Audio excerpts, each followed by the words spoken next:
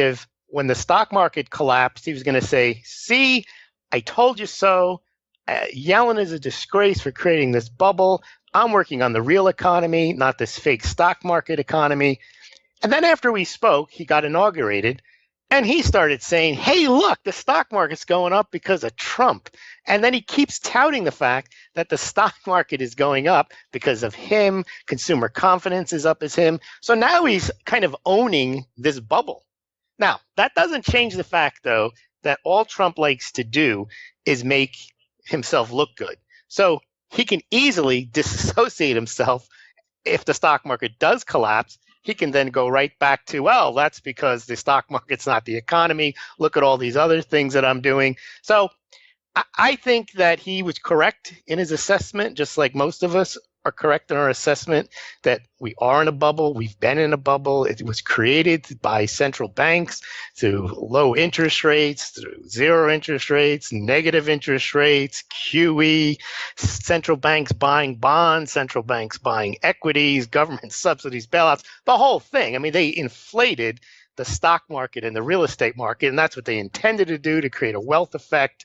So, of course, it's a bubble. So do you think, since the last time we spoke, do you think that the economy has improved at all? I mean, if you look at the housing market, has that improved? Has retail, where stores are selling their goods, has that improved? Has GDP improved? Has anything improved since the last time we spoke? No, and I follow your show and I follow the data that the government puts out. And really, there's nothing that shows any improvement. In fact, the first quarter GDP, which supposedly is the big measure of how well the economy is doing, is coming in, according to the Atlanta Fed, under 1%. Now, Yellen calls that noise, but, it is true that the first quarter of every year for the last few years, for whatever reason, the GDP number is lower.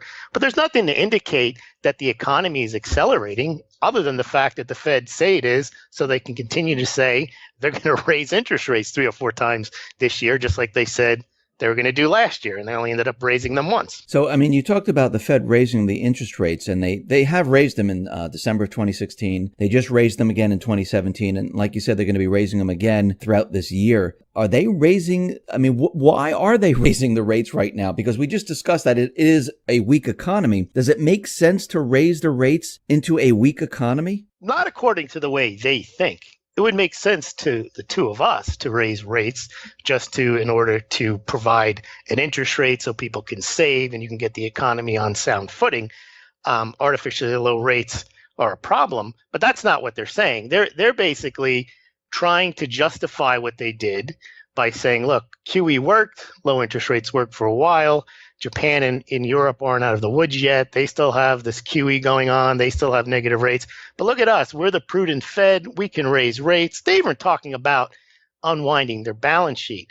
And I think to the extent they can get away with doing that, they will, because if the stock market doesn't collapse and they can manage to ease out these interest rates and get them a little higher, that gives them leeway then to lower them again. I think that's what they want to do. They're trying to create this impression that you can get away with QE because you can print $4.5 trillion and get away with it. You just have to raise rates a couple of times after you do it. So I think they're trying to pull off, they're experimenting to see if they can get away with raising rates. Now, it doesn't make sense because anytime you raise rates historically in any cycle 3 or 4 times, the stock market goes down and the economy goes down.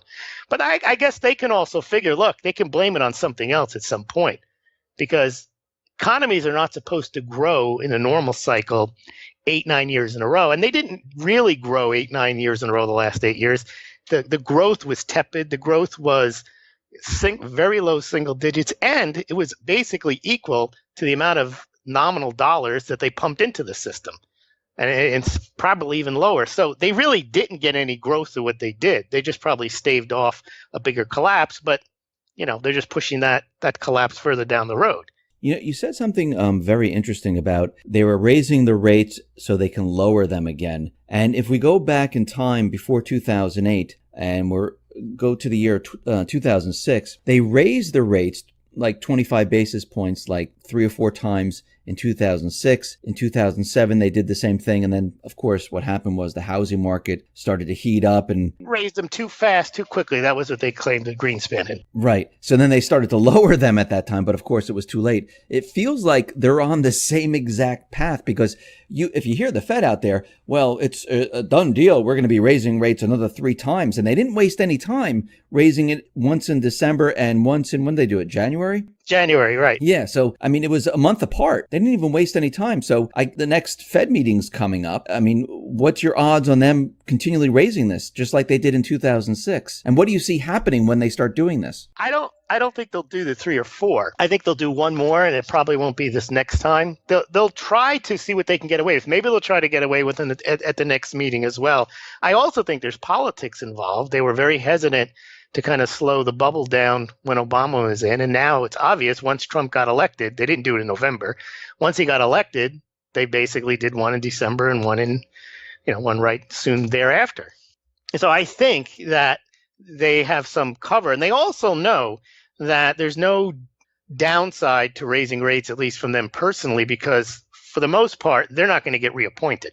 So they can always claim they did what was right, even though it harmed the economy. Because raising interest rates is the right thing to do long term. That's not why they're doing it, but they're doing it for their own monetary policy. They also did it to kind of boost the dollar. They had talked a lot. They got a lot of mileage out of saying they're going to raise rates, and they got the dollar back up because, the dollar had been in the dollar index had been in the upper 70s, 80s, after QE.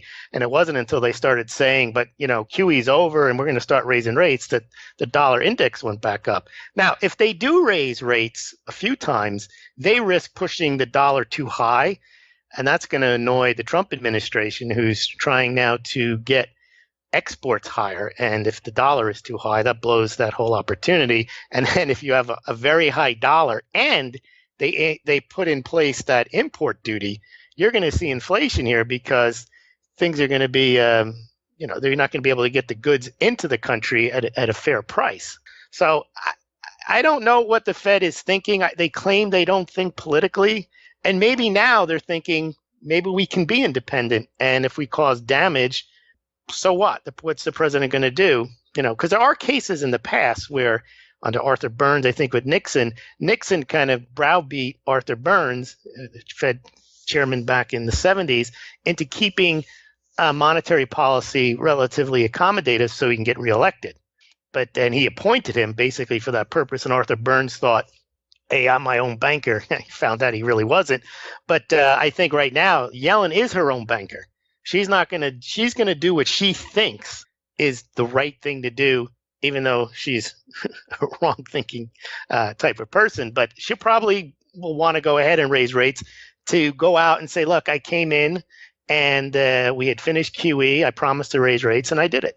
And then she's going to be off when she gets fired in a year and a half, and she can go write her memoirs, just like Bernanke, self-congratulatory, how she put the U.S. economy back on solid pace of growth and all this other nonsense by raising rates. So something that no one is really talking about, I mean, you don't hear much about it, is the debt ceiling. And we know that the date has come and passed. We know the U.S. debt has not hit 20 trillion. It looks like Trump was able to cut some of the debt down by like 100 billion or so. Where are we heading with this? Ken, first of all, do you think that they'll actually raise the debt ceiling? Or do you think that Trump is going to stand, steady with it and say, something, let's cut, and this way we don't have to raise the debt ceiling? Well, right now that they've passed the debt ceiling, they can't borrow any more money. They have to. They're getting the money from what the Treasury has on hand in cash, and there's different calculations that money is going to run out this summer, early fall, probably earlier than the fall. And I do think they'll raise the debt ceiling. One reason they might not have raised the debt ceiling was the Freedom Caucus, because the Freedom Caucus flexed their muscles when they pushed forward that Obamacare 2.0, and they said, you got to be kidding me, we're not going to pass this. And they basically stopped the passage of that Ryan Care bill. And I would think that if that rift had remained and you have Democrats who also want to harm the president, they would vote against raising the debt ceiling, not because they're fiscal conservatives or hawks, but just because they can take the moral high ground and say, we can't keep spending all this money. No, we can't raise the debt ceiling. And then you could get some Freedom Caucus people being on principle saying we shouldn't be raising the debt ceiling and see what happens. And this way there would be a sovereign default. And that would just be fine and dandy for the Democrats to say, look, we brought this guy in. He wants to spend all this money. And if the Republican Party is unified and you do get Democratic dissension on not wanting to raise the debt ceiling, I think the debt ceiling will get pushed through by the Republicans, even though they're the ones who have been complaining about it. But, Obama, he ran in 2008, and as a senator, he voted against raising the debt ceiling as a senator. And in 2008, he gave a very hawkish speech saying we can't keep borrowing to pay for today's goods and services. And then, of course, when he was president, he argued that the Republicans were terrorists for not wanting to raise the debt ceiling. I think when it all comes down to it, both Republicans and Democrats are in knee deep in the pork, and they both need to raise the debt ceiling. So they will. But for political purposes, once they realize that it's going to pass anyway, a lot of Democrats will vote against it. Yeah, I don't think any of these individuals have the backbone to say, listen, America, we just can't do this anymore. We just can't continually borrow like this, because as we move forward in time into the future here, it's just going to get worse and worse. And before you know it, and I think it's way before that anyone knows it, that everything's just going to come to a screeching halt. And I don't think anybody who's in the political realm wants that to be on their watch. And I think that's why you hear all these people say, oh, no, it's great. Let's just take out another credit card. It's good to go. Nothing's wrong. And this is exactly what they do. That's how they get elected. They get elected making promises, and the promises are based on them spending money. And they're not going to vote against them not being able to raise the money to deliver on their promises to their corporate sponsors. The only way they're going to act principled is if they know the money is going to be there anyway, and that the debt ceiling is going to pass. But if they knew that the debt ceiling, if the votes were kind of coming out where it wasn't going to pass, there would be hysteria, and they would make sure that it passed. And that's the unfortunate part of it. There's not enough politicians who are willing to say, you know what, if I don't get elected next time, that's fine. If there's economic damage for the next year or two, that's fine. But we have to face the music sooner than later. Let's do it now. That's never a good option. No one wants to present that option. No, they don't. Should you take care of it now or later? Oh, is it going to collapse on me tomorrow? No. When? I can't tell you when. Well, I got other things to do today. So how does gold and silver play into all of this? We're seeing gold creep up a little bit, silver creep up a little bit. Do you see gold and silver breaking out anytime soon? Well, they should have already. And everyone says that. I'm not unique in that. And everyone also says it's because manipulation. And it has to do with the way the price is set. And it's not set through physical supply and demand. And it's set based on the paper trading. And the paper traders are interested in price, and there's paper traders that are interested in manipulation. So you don't get a true sense of people buying. Now, and actually what's happening now is physical demand is not really that robust, and the price is going higher. And we saw when physical demand was through the roof from 2013 to 2015 for silver, especially a massive silver round coins and bars becoming 25-30% of the overall silver demand. And then you had India buying 300 million ounces of silver. That didn't move the price. In fact, those purchases, that physical demand was spurred on by a lower paper price. So it's the tail wagging the dog, because you would think with all that physical buying, the price would go higher. No, the physical buying is reacting to the lower paper price. So the issue is with when will silver or gold take off?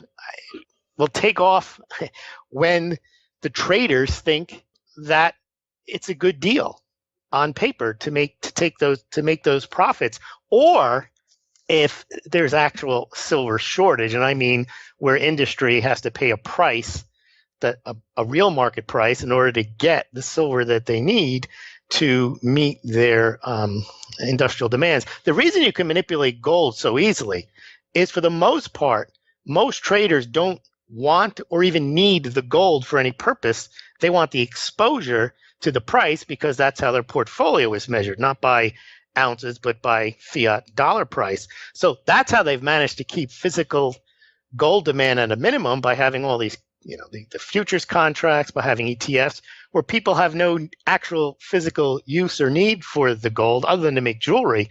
But silver is different because if you have 50, 60% industrial and you have a lot of people buying for investment purposes, you could have we haven't ever had it where there's an actual bottleneck, not for the production of making silver eagles, but a bottleneck in the production of actually making electronics or solar panels.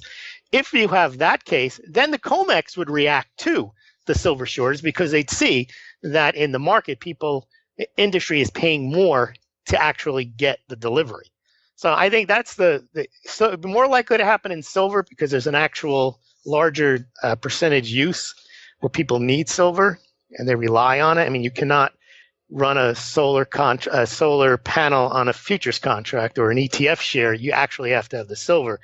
Gold's a different story. But one thing that has come up is, I don't know if you saw this latest thing, and I reported on it as well, Russia and China working on some type of gold payment system. Yes. Now, if gold is going to be used as a currency once again, and then gold retains its place as money, not just having the properties of money, but actually being money, being used as money, then you have an increased demand for gold itself because now you do have a use for it. You're not going to be able to satisfy it with a fiat promise or a fiat delivery of currency. So that could help. Now, one thing is that Russia and China do have massive amounts of gold production, but China's needs aren't met just by its 450-ton annual production. They actually have to get some from Russia. They import massive amounts. So there could be if that gets off the ground, that would help the gold price immensely because there would be an actual demand that couldn't be satisfied through a paper promise. And they're also working on, because Russia also made the announcement that they're ready to separate themselves from the international banking system, SWIFT system. They're already removed from it. So yeah, I mean, but they're ready to, like, if they can just shut it off and say, okay, we can be fine here. And I know that China's been working on the same exact thing. And so if we put all this together, they've been ramping up gold, not just in like the last couple of days. They've been doing this for years, taking on more and more gold. Now they're talking about a gold-backed trading between the two countries. They're talking about separating, if they have to, from the international banking system. In your mind, what do you think they're getting prepared to do? Are they preparing to separate themselves completely from the rest of the world and bring the BRIC nations with them and say, okay, we are now, the reserve currency, or this is the way it's going to be? What do you think is happening?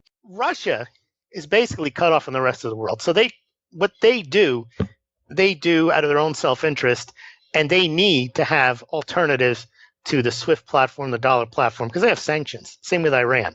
So it makes total sense for them to be out of the system. For China, it's a different story. For China, it makes sense to have both toes in both waters because they have a massive amount of trade with Europe and the United States. They're not going to try to impose on Europe and the United States some type of gold payment system. However, they can create a very nice gold payment system amongst themselves, and they can expand that to Kazakhstan, the whole Silk Road area, where they can have an alternative system. But it doesn't make sense for China just to pull away from the world and become the dominant trading partner of the BRICS and related nations. But that does mean that if they do pull this off, that it will be a significant demand for gold, and it will also be a wake-up call to the Western nations, and you probably would start to see it reflective in the currencies of the Eastern nations that are using gold payments. But I don't expect China to just say from now on everyone has to use this system, because I don't think they have the leverage to do that, at least not yet.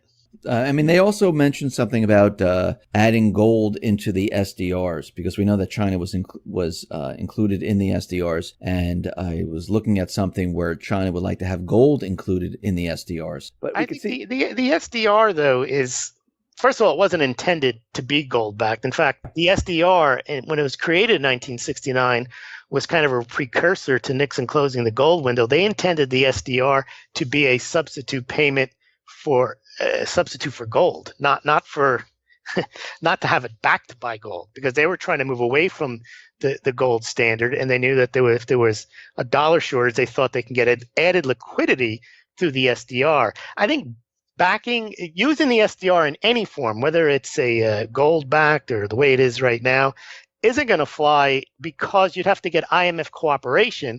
And right now, the United States is not going to go with Trump. He's basically said there is no global currency. He's not. His Treasury Department isn't going to go. They control the IMF. They're not going to go along with a gold-backed SDR unless somehow the United States has a greater percentage of it. So I think that the SDR talk is probably dated now. I don't think that that's what's going to happen. When you talk about global reset, that implies that everyone's going to work together to create this. And now you're seeing, which counters the whole concept, if Russia and China are going to do this gold payment system, that's outside the IMF. So why is everyone going to now cooperate and pull together this nonsense SDR and back it with gold under the IMF when the US wouldn't want it? And in a sense, the only reason China would want it is if everyone else wanted it and they had a bigger seat at the table, but they're going to get a bigger seat at the table doing this gold payment system. So I think they're just playing both sides of the fence, and they're doing it properly. So let me ask you about Europe right now. We know that the UK invoked Article 50, and it's going to take like 2 years for them to actually get themselves out of the EU. But we know there's a lot of other countries out there that are looking to do the same exact thing. And the UK has already, set the precedent of like, yes, this can be done. What do you think are the ramifications of the UK and other countries leaving the EU? I mean, is this going to have an effect on just Europe, or is it going to hit the United States and other countries? It's funny when when I think it's Juncker is his name. I don't know the names of these European bureaucrats. I think he's one of the top guys. Yeah. He was very upset that the United States, or at least the Trump administration, is kind of cheering on Brexit. And he's saying, I'm going to make sure Texas and Ohio leave the United States. So there is some type of movement to move more towards sovereign nations and to devolve instead of bring into these massive multinational states, the Amero, where you have North America, South America, United States all as one, Europe all as one. We're definitely moving away from that. And that's been historically, for the last 500 years, we've been moving towards that. Because you used to have Germany, Italy were city states, and they moved into nation states, and then they moved into the European state. You had the same thing with the United States, everything joined together. But England is not as big of a deal, Great Britain leaving Europe, because they never were part of the euro. If France were to leave, that's a big deal, because Le Pen, and the only reason way France would leave is if Le Pen wins, and that's not looking likely, but you never know with this kind of stuff. She has basically said she will take France out of not just Europe, but the euro, and create a franc, and yep. That would be a big deal, because that would be a sovereign default on the part, because Europe is not going to accept francs in payment for their euro-denominated debt. But I don't think it's going to happen, and we've seen they have ways of stopping these things from happening. We see the Catalonia vote. They just said, no, you can't have that. So that portion of Spain couldn't leave. There's definitely a lot of movement across Europe, in Italy and different countries that want out of the euro, but it hasn't reached the point. Look at Scotland. Scotland wanted to stay. Now, ironically, Scotland's like claiming freedom. We want to be away from Great Britain so we can join the European Union. So they kind of have a handle on this a bit, and it's all these parties that are independent parties. The problem they have is all the other political parties refuse to deal with them. It was different in England because they managed to get 51%. But with Le Pen, the Swedish Independent Party, all these parties, they can be the number one party in a plurality. In other words, they can get 30, 40% of the vote, but then they can't form a government and be the head of it because the other 60% or 70%, they won't work with them. And that's what Le Pen is probably going to. She's probably going to win the first runoff. And then all the polls say that she loses pretty handily in the second round. Even though she wins, she comes in first when she's running against 4 or 5 people. But then what happens is 80, 90% of the people that supported the candidate that lost, they'll vote for the other guy. So let's switch topics right now. I wanted to just talk about what is happening here in the United States with not the economy, but with these truth bombs that are coming out. I mean, Bill Holter, he actually created that word, truth bombs. And we see that, we have the corporate media and then we have the alternative media and Trump, who are on completely opposite sides here. And just the other day, it was all over the corporate media about, Trump along with Russia, the collusion. And right now, there is no evidence of that whatsoever. There is evidence, though, of Obama spying on the Trump team, where actually the evidence, when they had the hearings with James Comey and Mike Rogers with Trey Gowdy, kind of backed Comey into a corner, saying that, a law was broken. There were certain individuals that unmasked these individuals and leaked the information. That's a crime. Why aren't you investigating this? And he says, I can't tell you that we're going to. But meanwhile, he's investigating something where they admit they have no evidence of. We're putting together a whole entire team to investigate. When a crime has been committed and there's proof that it's been committed, they're saying, well, we can't promise you we're going to look into that. But this thing over here looks interesting. Yeah. So, right there. Let's think about Russia, right there and then you could tell that he's being controlled. It just sounds ridiculous when it's coming out of his mouth. Is the deep state, are they getting nervous because all this information is coming out, the establishment, the deep state? Do you feel like they're getting nervous about all this information coming out and they don't know what to do? Yes. Here's a quick example. So this Rice story, where she apparently requested the unmasking of the names and then somehow they find their way into the media. This is a big story. This, they say, happened.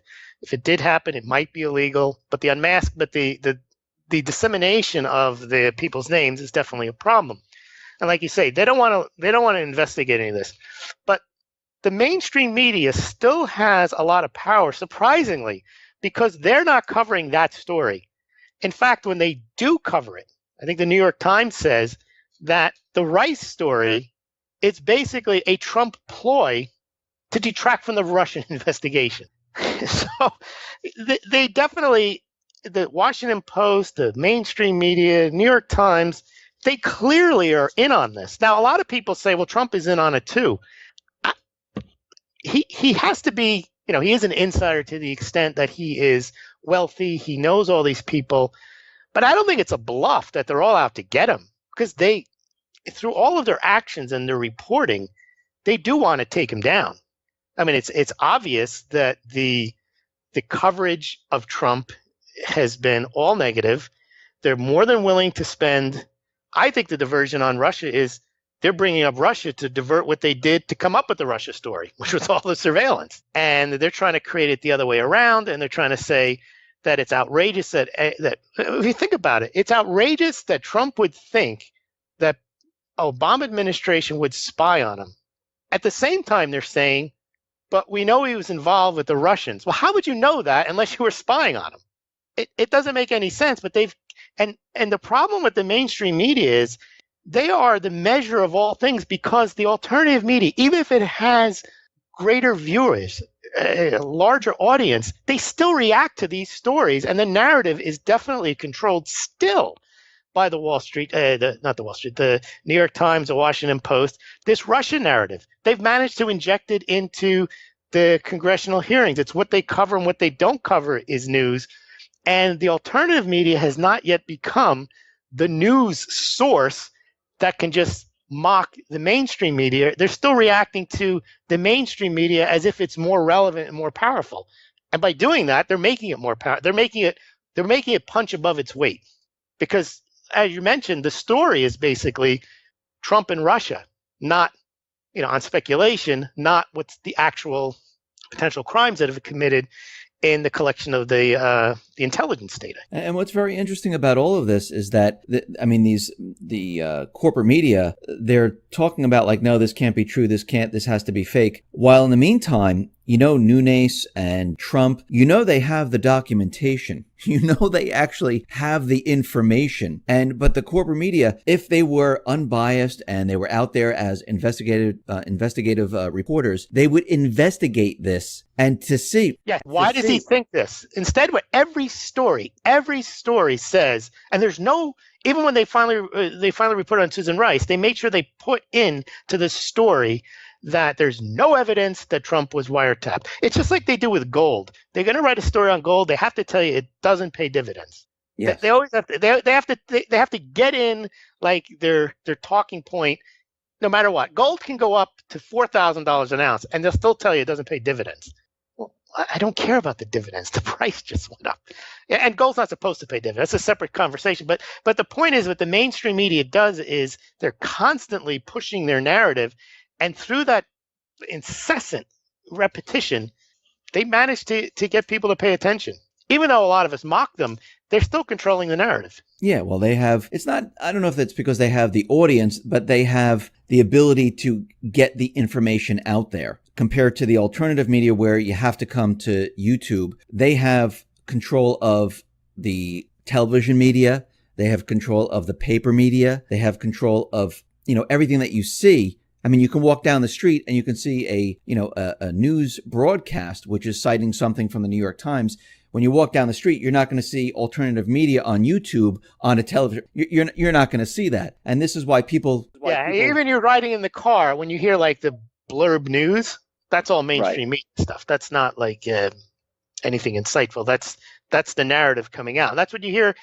Whatever radio broadcast you listen to in the car, on the hour when it comes on, it's all about Russia and Trump. So what do you think as more of this information comes out, as Trump continually brings this information out? I mean, the alternative media, they're saying, wow, look, he talked about spying. Spying looks like did happen. He talked about Sweden and riots. Ooh, look, it did happen. As more and more of this information comes out and it's turning out to be true, what do you think the establishment, the deep state, what do you think their next move is? Their next move is to continue, like they've been doing, to discredit him so that the next thing he says, if they won't mention, well, he was right on Sweden. Because what they've done with the Sweden story is say, well, nothing happened that night. Right? So with the wiretapping, they'll never prove there was a wiretap. That's like 1970s technology. There wasn't a wiretap. No one probably tapped the wire physically. So they'll say Trump was talking nonsense there too. They'll obfuscate it with there was surveillance, but it was surveillance of the Russians. So he could be right, but unless he's precisely right, they will just kind of discredit him for being inarticulate, for being a buffoon, and thereby they'll still be able to undermine his presidency, even when you would think, well, he's right, or at least he's more than partially right. They've managed to create the impression that he just pops off and says things that are outrageous and untrue.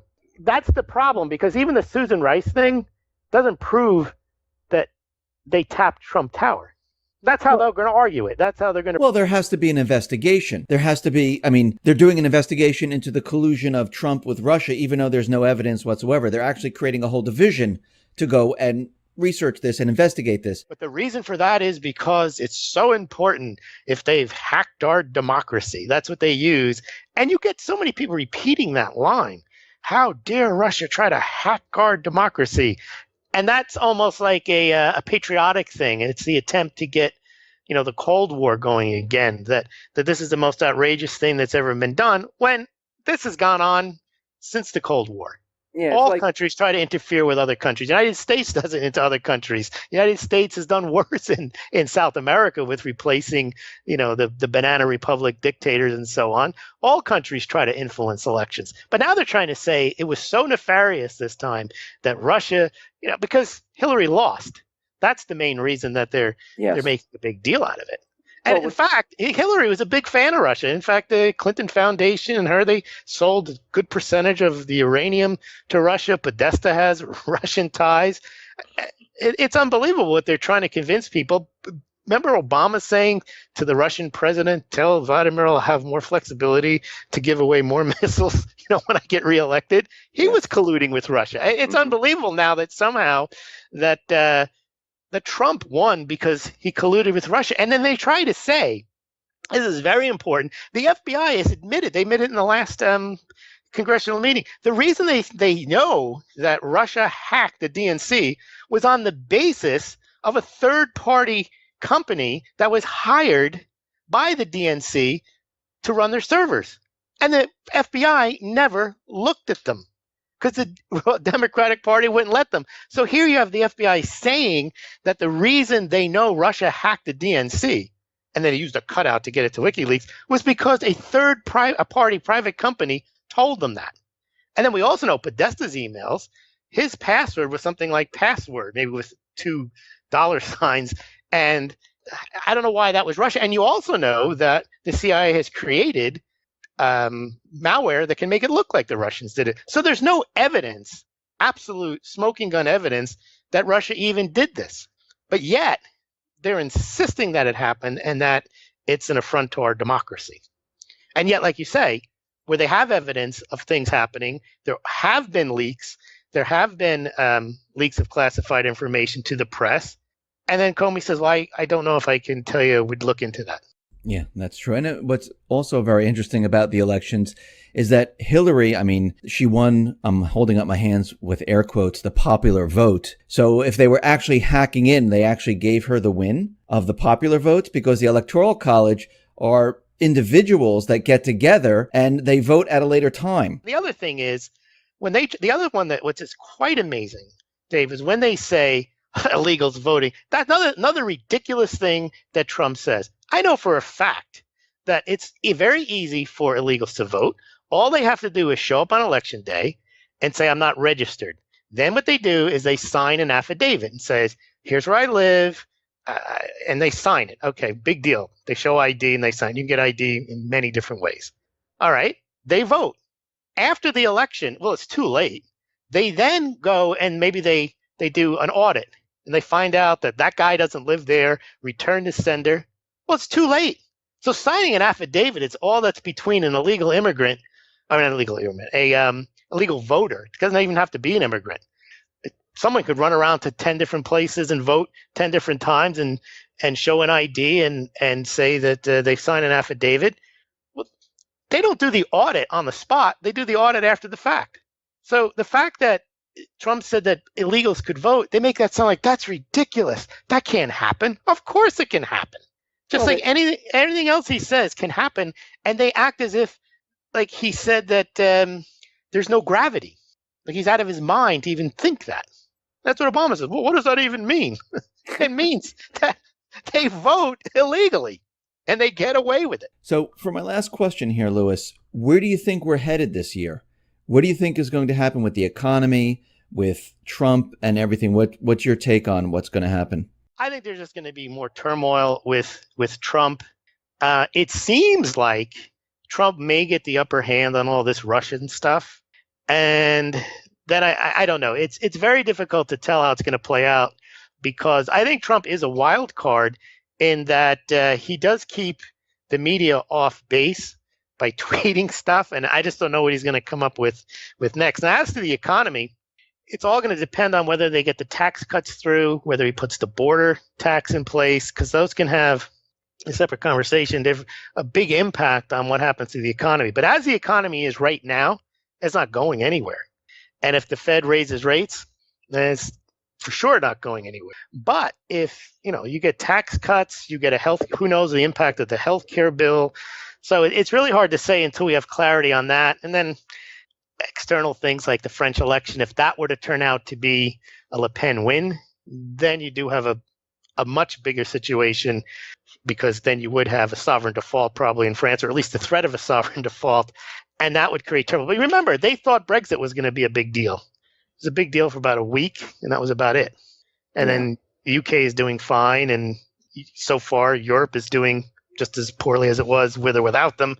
So it's hard to say. I don't see, again, because I don't know what's going to happen, but right now nothing is happening that's going to move things either way until we get some type of event. And that's either going to be in form of tax legislation or like they say, black swan, something comes in and upsets the apple cart. There's always a greater chance for that happening because there's so many different moving parts out there that could snap. Louis, thank you very much for being on the X22 Report Spotlight. Once again, how can people see your work? Oh, they can go to smallgold.com and they could check out the blog post there. I cover gold and silver pretty much exclusively. I cover Russia, China, Kazakhstan, U.S. Mint, Perth Mint. I do analysis there. And I also have a YouTube channel. I post something up there every couple of days, so please check that out as well. All right. Thank you very much for being on the Spotlight. I appreciate it. For having me, Dave. Thank you.